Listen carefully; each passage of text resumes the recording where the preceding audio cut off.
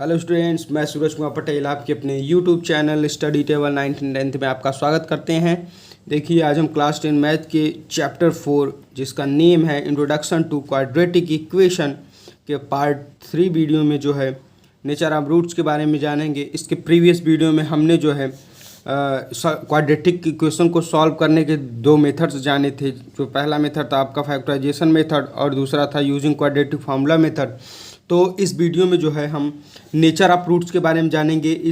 देखिए, nature of roots क्या होता है। सबसे पहले डिस्क्रिमिनेंट हमने आपको जो डी बताया था, डी क्या होता है, D equal to B square minus 4ac होता है। देखिए, D equal to B square minus 4ac, ये हमने आपको प्रीवियस वीडियो में जब हम क्वाड्रेटिक फार्मूला बता रहे थे तब हमने आपको डी के बारे में बताया था। तो डी का D equal to B square minus 4ac याद रखिए, उसका यूज होगा इसमें। तो देखिए, पहला आपका नेचर ऑफ रूट्स में पहला क्या दिया है, फर्स्ट पॉइंट आपका दिया है डी इज़ ग्रेटर देन 0।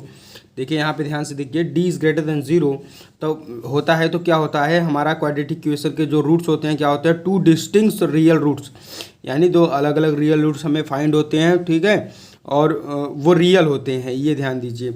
और सेकंड वाला पॉइंट क्या कर रहा है, डी इक्वल टू 0, अगर डी की वैल्यू 0 के इक्वल हो जाए तो क्या होता है, टू इक्वल रियल रूट्स, यानी हमें तो दो रियल रूट्स मिलेंगे और वो रियल रूट्स क्या होंगे, इक्वल होंगे, ठीक है।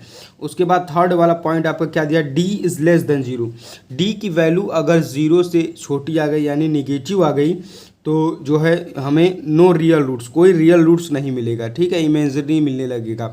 तो इसको एग्जाम्पल के हेल्प से हम आपको बताते हैं। फर्स्ट वाले पॉइंट को ध्यान से देखिए, फर्स्ट वाले पॉइंट का हम आपको एग्जाम्पल के हेल्प से बताएंगे। देखिए, फर्स्ट वाला point D is greater than 0, तो हमें इसमें डी की वैल्यू फाइंड कर लेंगे। सबसे पहले देखिए आपका एग्जाम्पल नंबर 1 देखिए, एग्जाम्पल नंबर 1 आपका पॉइंट 1 पर जो है दिया गया है।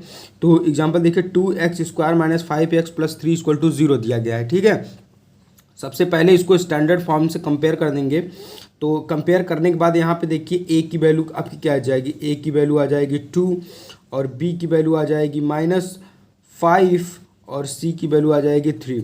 आपको स्टैंडर्ड इक्वेशन याद होगा, नहीं तो हम यहाँ पे लिख देते हैं एक बार दोबारा, ax square plus B X plus C equal to 0, ये आपका स्टैंडर्ड फॉर्म हमने आपको बताया था। इसी से कंपेयर करेंगे आपके ये जो एग्जांपल दिया गया है, तो वहाँ से हमें ए बी सी की वैल्यू फाइंड हो जाएगी। अब उसके बाद हम डी फाइंड करते हैं, डी इक्वल टू होता है बी स्क्वायर माइनस 4ac।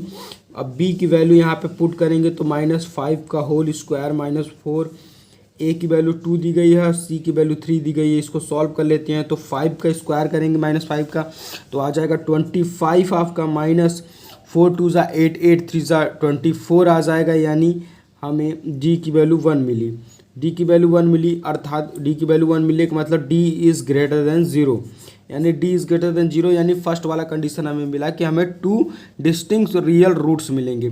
अब इसके रियल रूट्स जो है हम आपको क्वाड्रेटिक या फैक्टराइजेशन मेथड के हेल्प से आप जो है रियल रूट्स फाइंड कर सकते हैं, ठीक है। हमने यहाँ पे आपको केवल नेचर बता रहे हैं कि नेचर क्या होगा आपके क्वाड्रेटिक इक्वेशन का।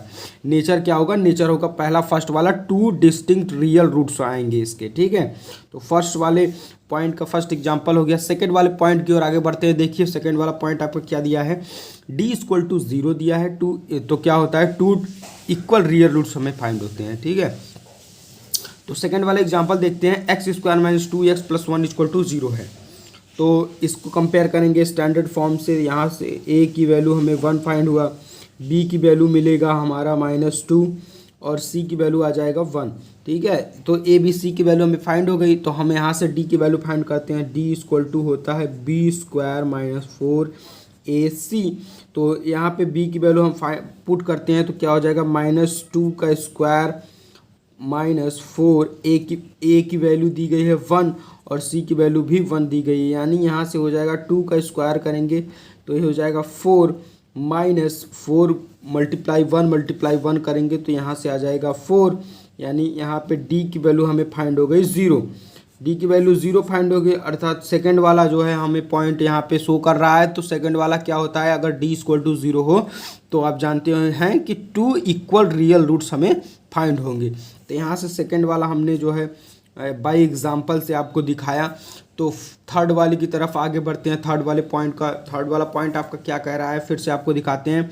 डी इज़ लेस देन 0 हो तो हमें नो रियल रूट्स फाइंड होंगे। ठीक है, तो यहाँ पे देखिए हम इसको जो है कंपेयर करके सबसे पहले ए बी सी की वैल्यू फाइंड करते हैं। तो यहाँ से ए की वैल्यू आ जाएगी 1 और बी की वैल्यू आ जाएगी -3 और सी की वैल्यू आ जाएगी 4। तो हम यहाँ से डी की वैल्यू फाइंड करते हैं। डी इक्वल टू होता है बी स्क्वायर -4ac।